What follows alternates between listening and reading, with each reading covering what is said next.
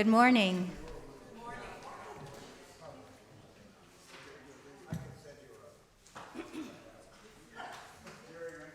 Good morning.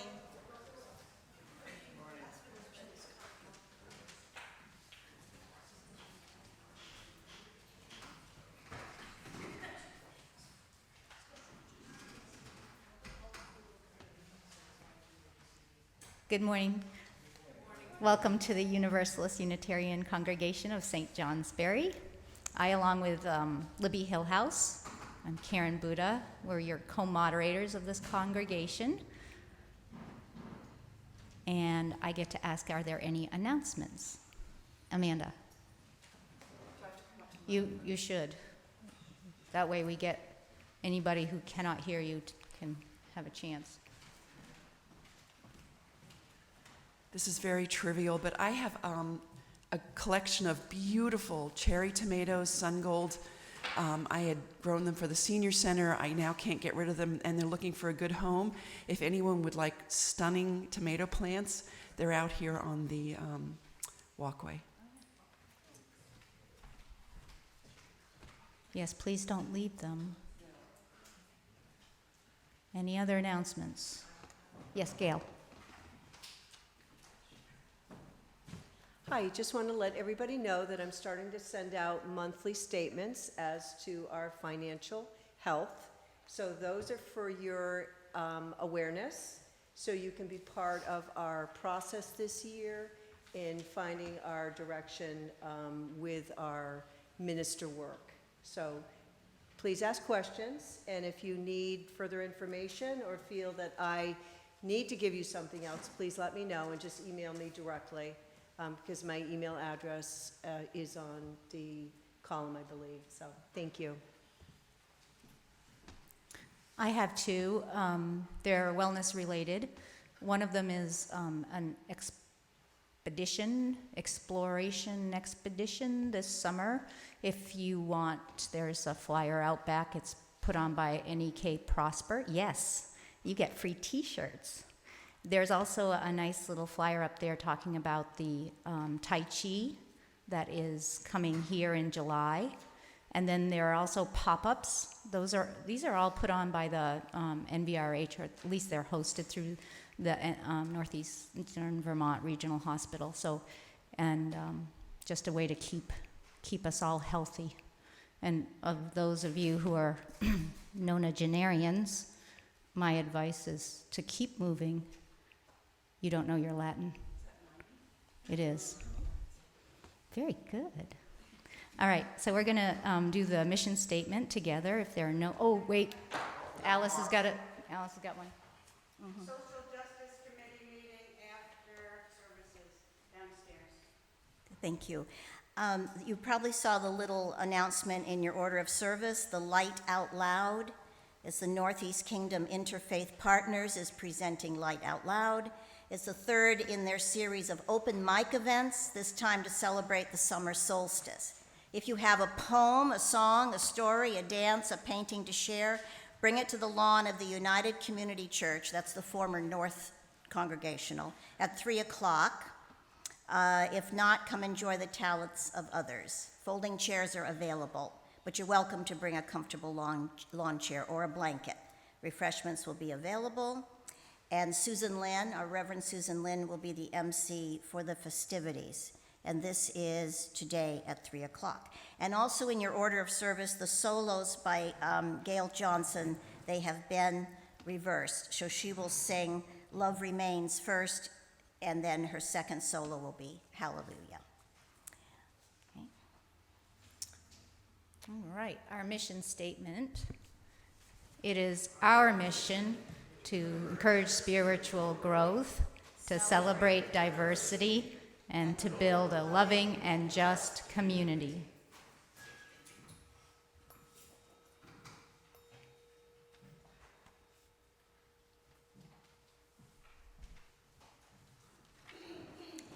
Come into the circle of love and justice.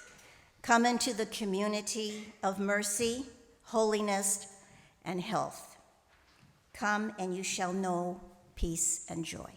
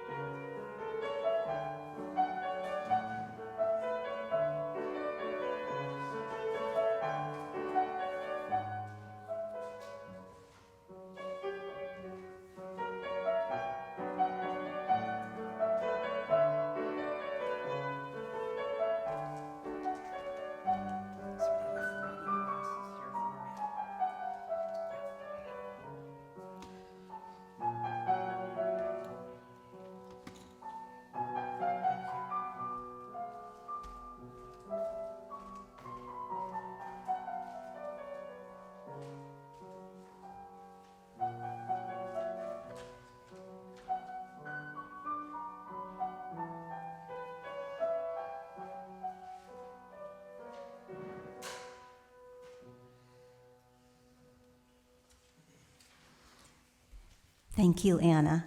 If there is someone who came in and who is a member of David's family, we have reserved seats. The first 2 rows up here have been reserved for David's family or intimate friends.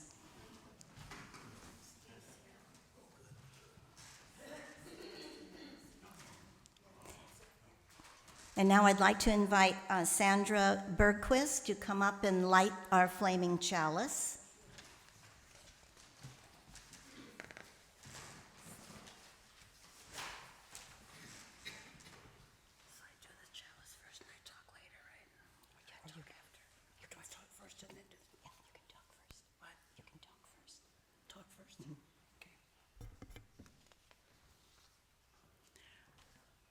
It's wonderful to see everybody here. And I only have a couple of minutes, so I wanted to greet you all like a friends, Romans, and countrymen, perhaps. This morning we're celebrating a man who goes beyond measure in many ways.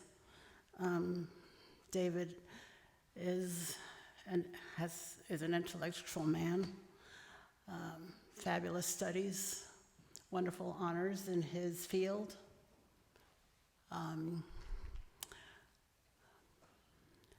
Called by many names, Dr. Partington, David, by his friends, colleagues, Dad, Daddy, and by his beloved little Alyssa, Papa. And so we're here for a moment to actually give honor to a man who's probably a Renaissance man, extremely deep in thought, extremely deep in heart, and yet a very practical person as well. His wisdom is hard to describe, and those of you who know and have worked with him can attest to what I'm saying. So it gives me great honor and delight to light this candle as we begin a ceremony to honor his 9 decades on the planet. We're indeed fortunate to have him here. You don't know how fortunate you are.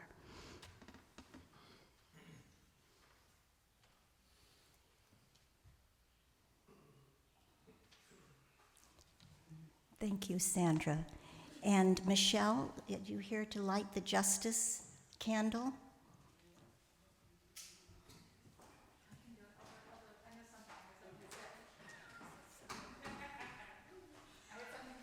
Diane will light the justice candle. Okay.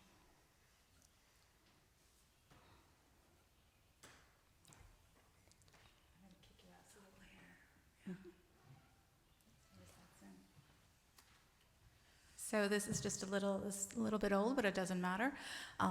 Apparently, one of the federal courts has ruled, this happened in Boston, but it's that it is permissible to videotape the police without their knowledge or their approval, because if they're in public and on duty, because they arrested some people. And so now we know that public officials in public during their duty can be videotaped, so that's very good.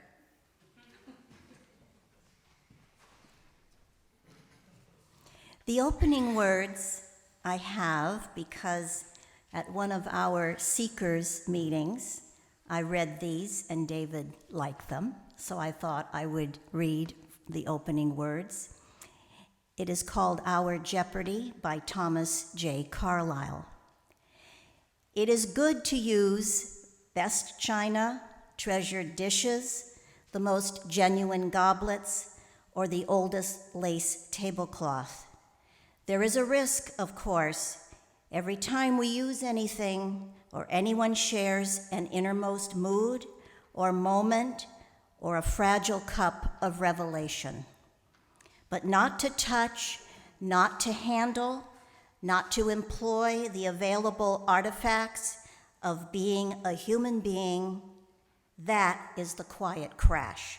the deadly catastrophe where nothing is employed, enjoyed, or broken, or spoken, or spilled, or stained, or mended, where nothing is ever lived, loved, pored over, laughed over, wept over, lost, or found. Gail?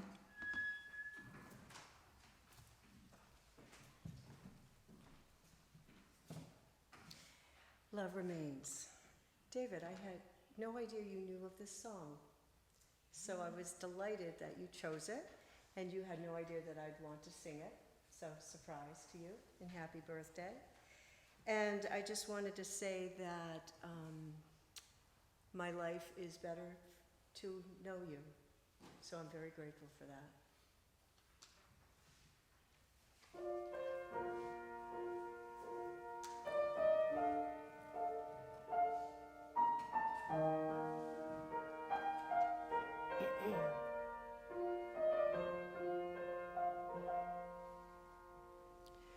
We are born one fine day, children of God, on our way. Mama smiles and Daddy cries, a miracle before their eyes. They protect us till we're of age. Through it all, love remains. A boy moves on, takes a bride, and she stands faithful by his side. Through tears and sweat, they build a home and raise a family of their own. And they share joy and they share pain. Through it all, love remains. Kingdoms come and go and they don't last. Before you know, the future is the past. In spite of what's been lost or what's been gained, we are living proof that love remains.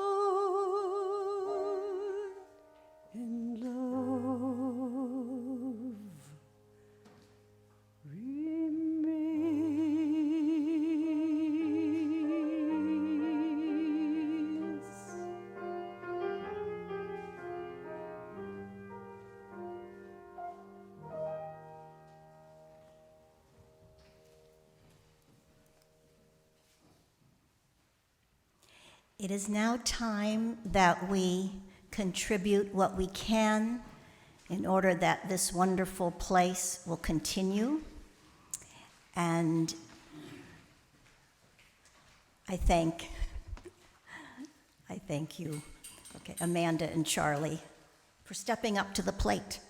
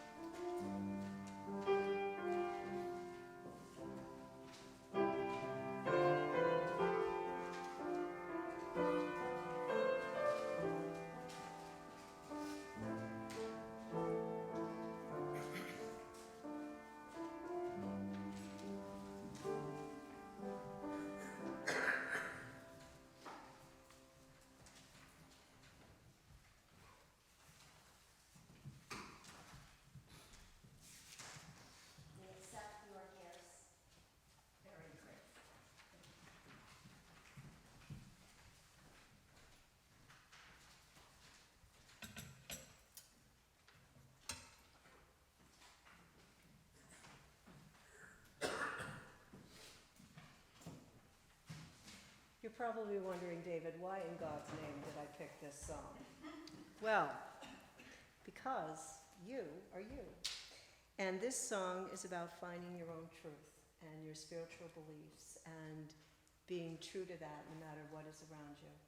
And through your poetry and your historical research on all the things that you value, and being not afraid to say what you feel about things. I was like, well, this is the next song to sing, because you know I also am that way. So here we go.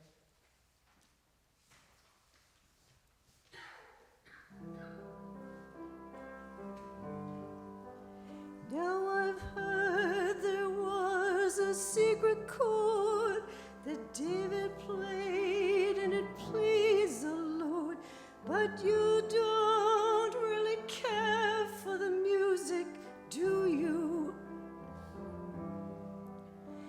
It goes like this: a fourth, a fifth, the minor fall, the major lift, the baffled king composing hallelujah, hallelujah, hallelujah, hallelujah, hallelujah.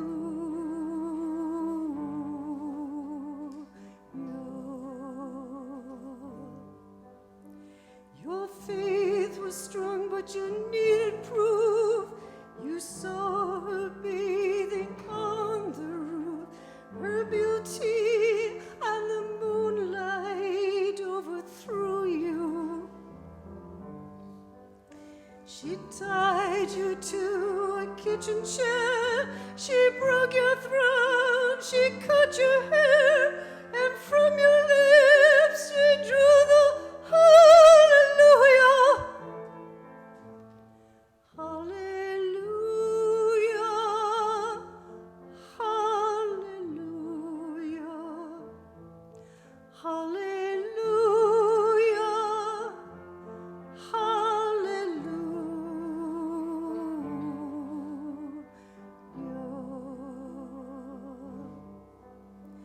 You say I took the name in vain.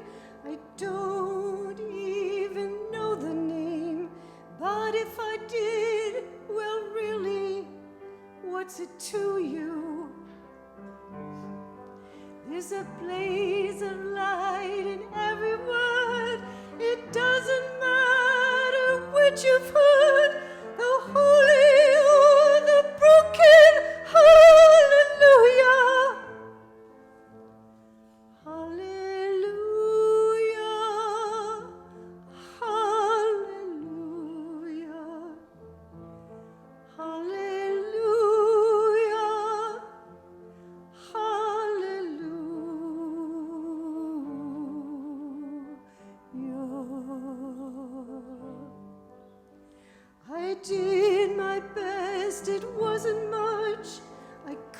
feel, so I tried to touch. I've told the truth, I didn't come to fool you. And even though it all went wrong, I'll stand before the Lord of song with nothing on my tongue but hallelujah. Hallelujah. Hallelujah.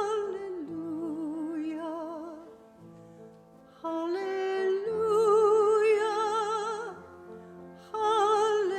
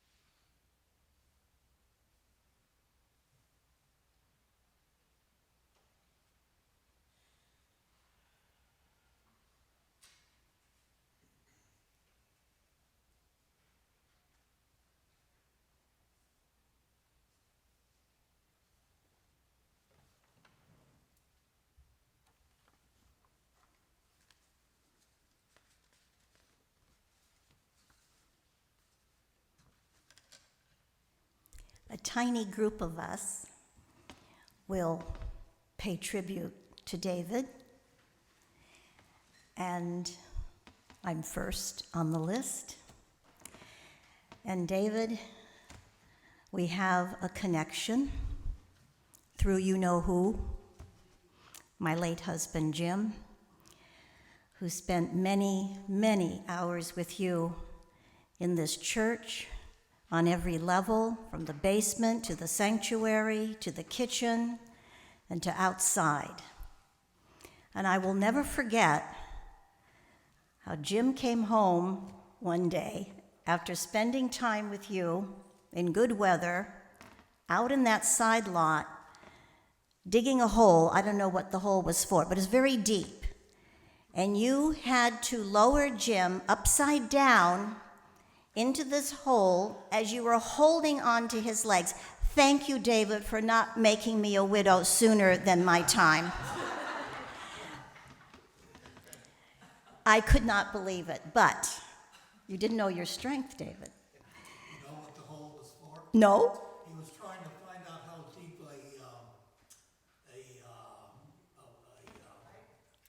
what's that plant out there?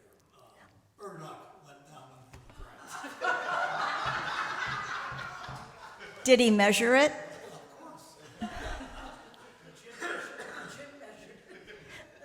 Yes. Okay. And that was vivid in my mind when I thought of what to say.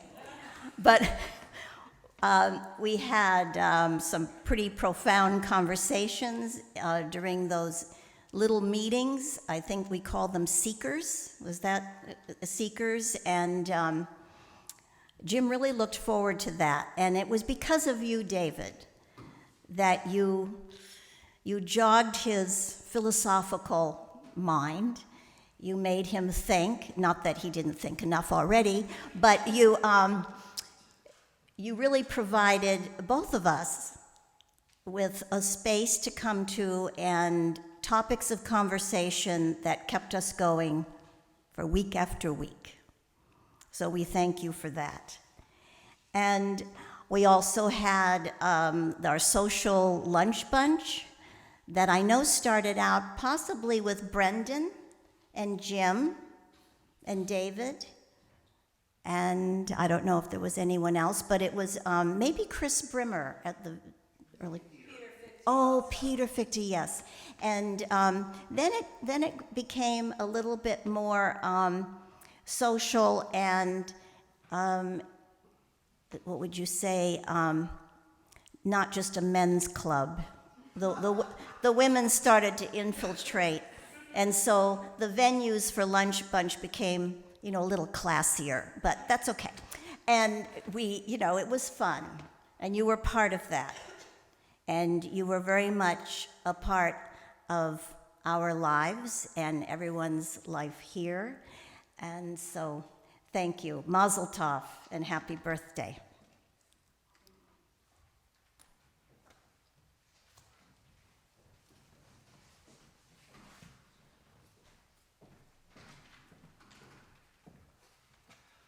Well, for David, I had to prepare two speeches, and I'm going to let the Spirit guide me of which one to use. The first one that I'm not going to use, that I'll give to David, maybe perhaps his daughter and family. This is a list of just a list of the things that that David has done in this church, from the high things, from talking to lawyers and leading us in intellectual stimulating conversations, to shoveling the coal out of the basement. I mean, and everything in between. So this is the I thought of doing it in because there's so many things on the list. I thought of doing it in sort of a rap rhythm. So I'm going to spare you that. While going through my memories of David, just thinking of the lot, one of my favorite comments of David's was they had resurfaced the lot and plowed it down, and I got this email with exclamation marks from him saying, "I am filled with joy. Grass is growing on the lot." Anyway, this is the favorite thing that I have that David wrote himself. I thought I'd like to try and get to the spirituality of the man, his soul, and share it with you. This is my favorite reading of his. It really spoke to me. In it, so you'll understand where it is coming from. He is talking to nature. He is talking to nature itself. And as he says, nature and whose guise is the outward presence of the divine within. So he is speaking to nature, and you can correct me, as you often have, David, over the years. On the first word, I'm not sure how to pronounce it. Panegyric? Or is it panegyric? Is it panegyric? Okay. You don't remember this? Well, this will be news to you then. This is my favorite thing that you wrote it in 2011. I have the date that you wrote it. Panegyric on pantheism. Now he remembers. I awake, bathed in the dew of your loveliness, with eager anticipation of feeling your presence, of seeing you, and knowing that I am but one insignificant grain of sand in the endless shore of your eternity. I feel your pulse, that rhythm that beats through all creatures, that resounds with the surf on the strand, that summons us to you. Just as a drummer beats the pace at which we walk toward a worldly goal. But yours is not a worldly summons. It is the final clarion that freezes our hearts to beat as one with yours, as we are urged on to that ineffable union with you. You, the divine guide and mother of creation. With yearning I seek you, thirsting for that drink of oblivion by which you seize me. Suffocate me and strip me bare of all artifice until I am purified and fit for your embrace. And when it comes, while I am clasped to your bosom, may I open my eyes in wonder at the matchless beauty, the ultimate truth, shaped by the hand divine. Will my human sight be able to transcend its bodily limitation and see, at last, the source, the essence of your divine presence? Or will my corporeal substance be first transmuted into a new element, a new level of being, perhaps into the divine itself, by means of your all-embracing love, so that my eyes or my perception will see the glory and the grandeur of you, Mother of all. Take me, my beloved. Seize me, strip me of every pretense. Give me drink, embrace me.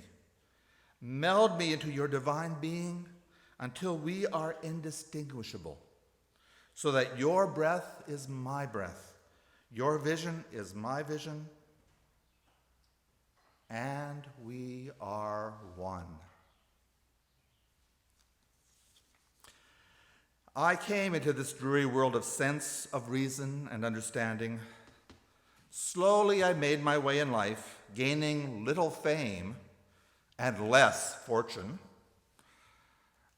earning my worldly way, eating the bread of this world, but not understanding that the real sustenance is through the providence of the divine that is found, for those who know, in the world that encompasses us. You are all surrounding. Your presence is palpable. Your flesh is under me, alongside me, over me.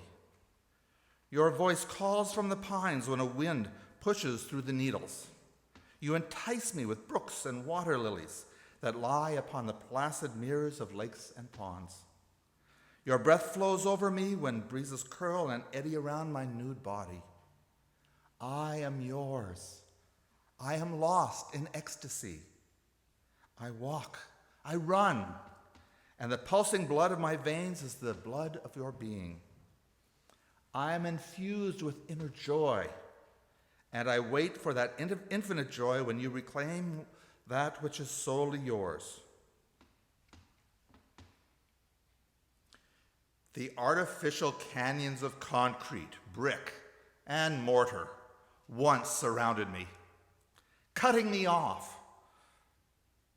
from the soul's nourishing sun, the skin-caressing breeze, and even the rain that sought to wash away the grime of urbanity. I have escaped the clutches of Mammon, that false god of civilization after whom we humans rush, seeking to be clothed in its bright cloth of greed. Escaped, yes. And now I run, I walk with nature, whose common guise is the outward presence of the divine within. I know you. I see. I brush up against you when I amble through the meadows of grass bedecked with flowers, and through the forests of pine and spruce, or when I fall upon the newly mown hay and am infused with the aroma of life. Every month, the pearl of your necklace, the diamonds of which enliven the sky as myriads of stars, enters my window and touches my cheek, and I awake and sense the divine presence. The moon is your messenger, your apostle of the sky. Her soft light transmutes the visible world and whispers that more awaits the trusting soul just beyond the curtain of the window or creation. Dear Mother of all, my journey has been long and arduous, even tortured at times. I was formed out of clay at the potter's wheel of destiny. I served my earthly mother, but now I return my body as a cracked and broken vessel. My soul survives, lonely, and like Rumi's reed singing in the wilderness for the broken stem from which it came, I call out plaintively in the stillness of the night to be made whole again. I am here. I am here. Here at your abode, here to reside forever in your embrace.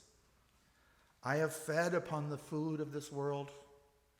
It has fed the body, but the soul it has not nourished. For it shriveled and almost died. Now I am here and ready to live in that world, to partake of your bounty at your endless table that is laden with food for the soul and the drink of eternal bliss, the bliss of love's eternal intoxication.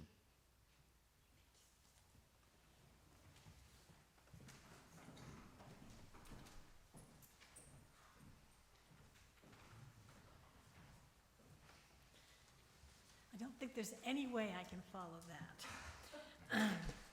Oh, thank you. There's no way I can follow that. Good morning. I was so delighted when Alice asked me to speak this morning. And since my time is limited, like Brendan, I will not list or recite your many accomplishments within our congregation. As the senior member of our congregation, a few memories of the next senior member.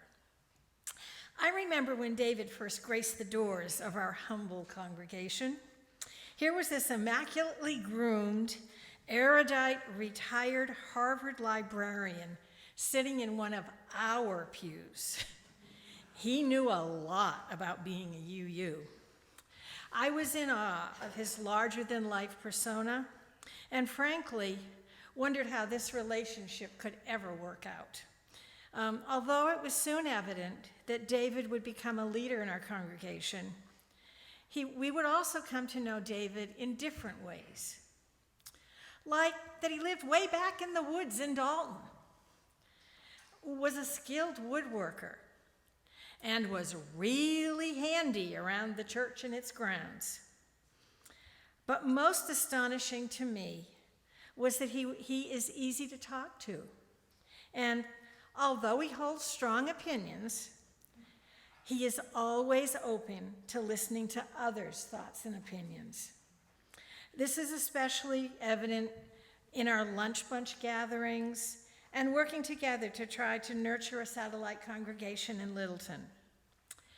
The other day, I was again reminded that first impressions might not be totally accurate. I ran into David at Shaw's, both of us in our grubby work clothes. And even before we began a conversation, we smiled and hugged, as friends delighted to see each other do. And how wonderful it is that so many church members regard David as a treasured friend, as do I. It is my honor to congratulate you on reaching the age of 90 with that wonderful mind of yours intact, and to wish you a very happy birthday as you celebrate with your loving family.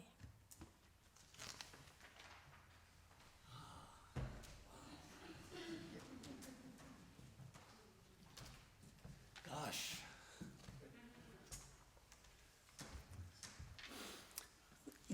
Thank you, Brendan, and thank you, Miss Brickett. And thank you, Gail, Sandra. You make me cry,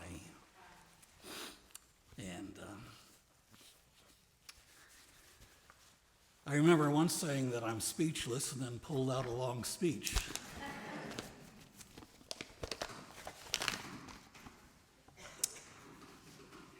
Well, this is an exceptional honor. I know I ought to be humble, but on the other hand, I feel a great deal of pride for having been with you and knowing so many of you quite well. I want to thank those who arranged this session, especially Alice, the worship committee, the ever-competent Lori, and my dear friend Sandra. and anyone else of whose assistance I am unaware. We all have problems. What we do to solve them makes us who we are. To paraphrase JFK, remember him? When we had good presidents? Don't look at what I did for the congregation. Think instead of what helping this church did for me. This congregation is my community, and I am ever grateful for it. My only other community is my family, my 7 living children. Today, daughter number 1, Dr. Deborah, the psychologist from Phoenix, is here.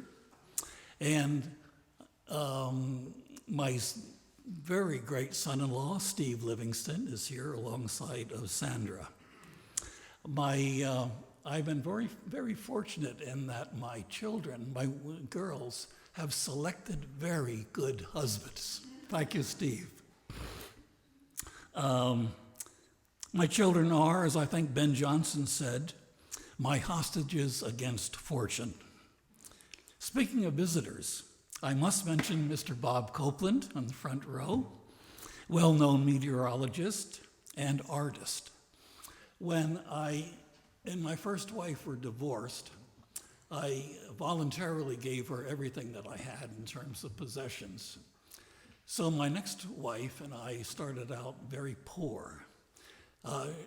Before her literary career took off, she was a nude model. And Bob Copeland was one of the people who saw her at the Decorative Museum in that guise, or unguise perhaps. I must also mention my former very dear friend, Rabia. From what Brendan read, you probably now think of me as a Sufi, that is, as a mystic of some type. I spent many wonderful hours with Rabia discussing Sufi matters and Islamic mysticism.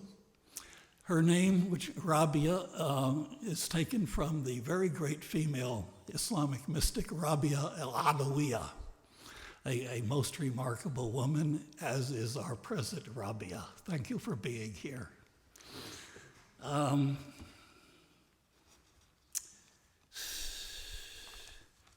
Let's see. Let me relate some history. When I moved to New Hampshire from Cambridge, Mass., I knew no one in this area.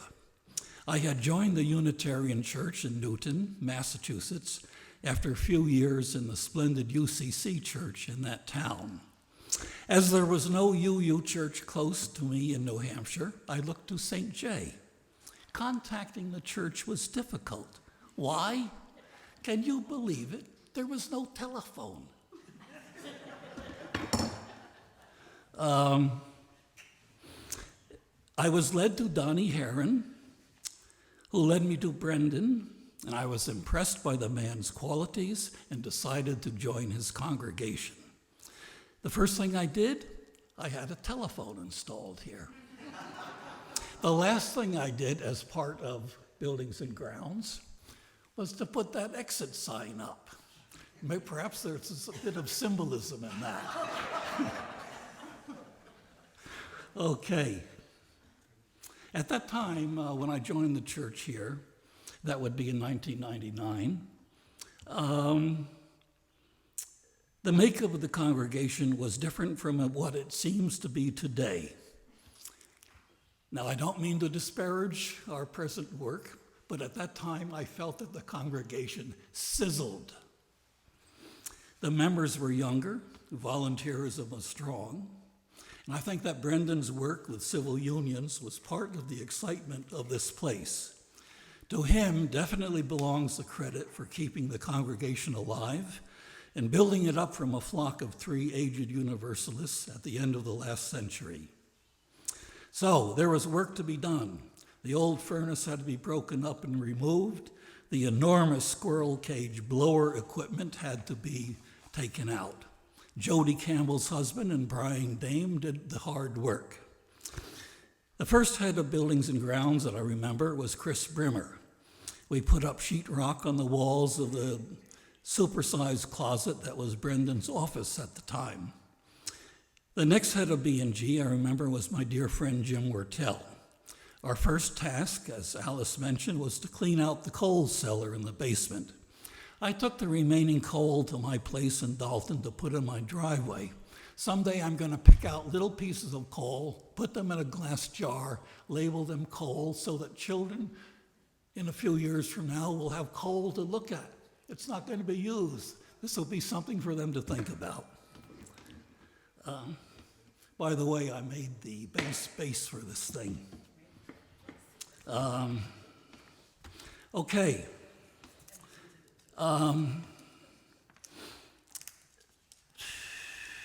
One of the big projects was to clear the side lot. Gil had purchased it at a very good price. I generally led the effort to clear it of brush and trees and to begin planting flowers and shrubs. My principal dream for years was to create a place of quiet contemplation and spiritual satisfaction. Alas, that dream was shattered when the congregation voted to pave part of it. And alas, also, I had to be the one to force our reluctant contractor to finish the work. In our finances, the endowment back in the last century was kept by the treasurer in low-yielding, safe bank savings accounts. We missed out in the tech boom of the 1990s. In a congregational meeting, I nominated a young man to be treasurer and thus evoked a rebuke from the memorable Norm Lewis of Danville. That previous treasurer, Miss Madeline Ash, a lifelong dedicated universalist in this church, later bequeathed us $110,000, laying the foundation for our present enviable endowment. Jan Edick, Sid Burton, Steve Finner, and especially Gil Stile were later stewards of the environment growth. Well, about 22% of my lifetime has been involved with this church. Apart from my time at Lehigh, Rutgers, Princeton, Michigan, and Harvard, there have been great adventures. Let me list them. 1, nudism in childhood with back to nature parents. 2, canoeing to Hudson Bay on an unmapped Canadian river in 1947. 3, going around the world for the University of Michigan, spending a lot of time wandering in North Africa. 4, hiking the coastal path in Cornwall. 5, finally, the move to New Hampshire and thus getting to serve you. In connection with this last, I have enjoyed some close friendship. I look back with fondness towards Pat Payne, Brendan Haddish, Mellon Kennedy, Peter Fichte, Patsy and Richard Madden, Gail Johnson, thank you for singing, Gail, thank you, Bob and Jen Nixon, and especially Jim Wortell and Alice. So here I am at the age of 90. What now? Facetiously, I think of a line in Shelley's Ozymandias, "Look on my works, ye mighty, and despair." But I shall go temperamentally with Alfred, Lord Tennyson, one of the most boring of the Victorians, with these excerpts from his exceptional Ulysses. Much have I seen and known, cities of men, and manners, climates, councils, governments. I am a part of all that I have met. Oh, by the way, this was written when Ulysses, an old man who'd been to the Trojan Wars, then wandered around with his sailing ship, rowing ship actually, came back and ruled his hometown, took up again with his wife. He was bored. He was old. He wanted to do something, just as I want to do something. So, this was his speech to his old companions. I am a part of all that I have met, Yet all experience is an arch wherethrough gleams that untraveled world whose margin fades forever and forever when I move. How dull it is to pause, to make an end, to rust unburnished, not to shine in use, as though to breathe were life. Life piled on life were all too little, and of one to me little remains, but every hour is saved from that eternal silence, something more, a bringer of new things. And vile it were to follow, no, I'm a little confused here. A bringer of new things, stop. Old age hath yet its honor and his toil. Death closes all, but something ere the end, some work of noble note may yet be done, not unbecoming men that strove with gods. Though much is taken, much abides, and though we are not now that strength which in old days moved earth and heaven, that which we are, one equal temper of heroic hearts, made weak by time and fate, but strong in will to strive, to seek, to find, and not to yield. I thank you all for the opportunities to serve you. It's been a pleasure and an honor. I hope that I have a few more years to give, and that you'll all tolerate me for a few more years than that. So, thank you all.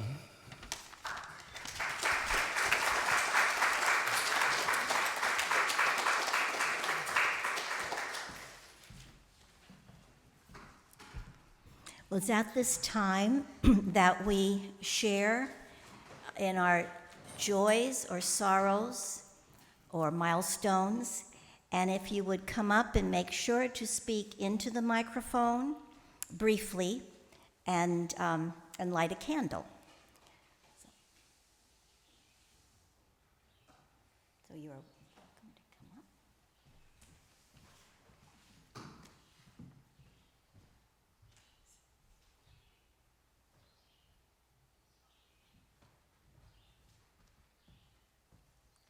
We first knew something was horribly wrong on Friday night when coming from Gorham.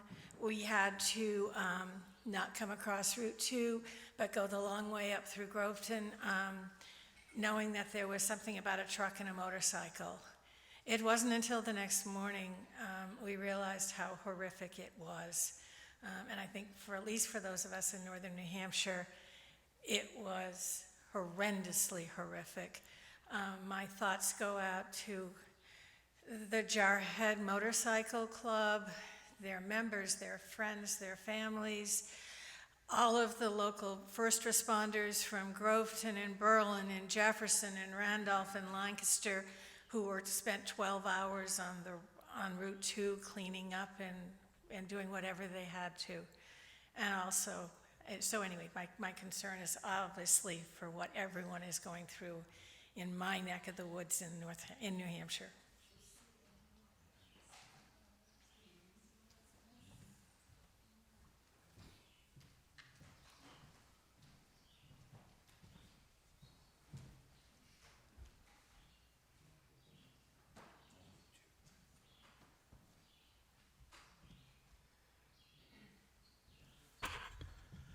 I also want to thank David personally for being such a passionate and devoted member of this congregation. And I'm looking forward to getting to know you better over the coming years. So I'm very grateful for your presence here and for all you've done for us.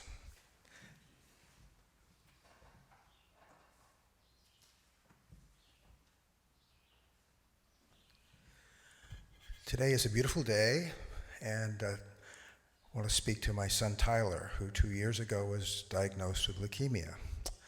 When he was at Adamant, a music performance venue in Montpelier. And today, he is back at Adamant, and he's still in therapy, chemotherapy, but he is back, and that is a real testament to his endurance and his passion for music. And so I'm very grateful for his willingness to get up and go back. And this is when he was diagnosed 2 years ago. He was adamant.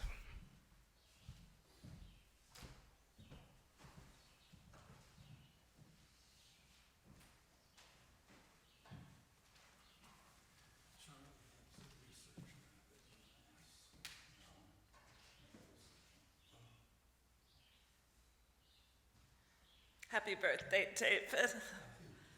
I hail from a small Eastern European country, Lithuania. And sometimes it's a little bit lonely in my ventures to rural areas because few people have a depth of knowledge of Lithuania. And David was one of those people who seemingly had a depth of knowledge about Lithuania. And my mother, being raised Catholic, had a bit of a hard time of my Unitarian commitments. Didn't really want to listen to my philosophies about the spiritual world. But she came to visit this congregation, and being a lover of history, she had some deep conversations with David. And then she had some deep conversations with me at home about being Unitarian. And just to see, there was a lot of talk in this celebration towards David about love. My mother was just awestruck with her conversations with David, and she really felt love in this place. So thank you, David. The other thing I wanted to say is our crown prince, our 20-year-old three-legged cat, Bagheera, is probably transitioning. And Sarah, I wanted you in particular to know this because Sarah was a good friend to Bagheera. And Bagheera had many friends, and has many friends, and we often joke that Bagheera is the functional member of our family because just a balanced being in general that just knows how to connect with others. So my prayers to my cat, Bagheera.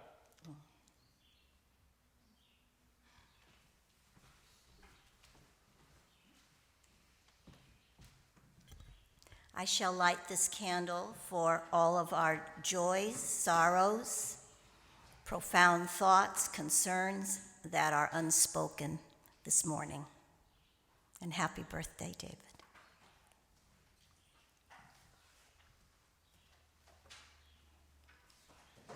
And now we will have to sing. We have a hymn that was chosen by David, which is also one of Jim's favorites. Hymn number 123.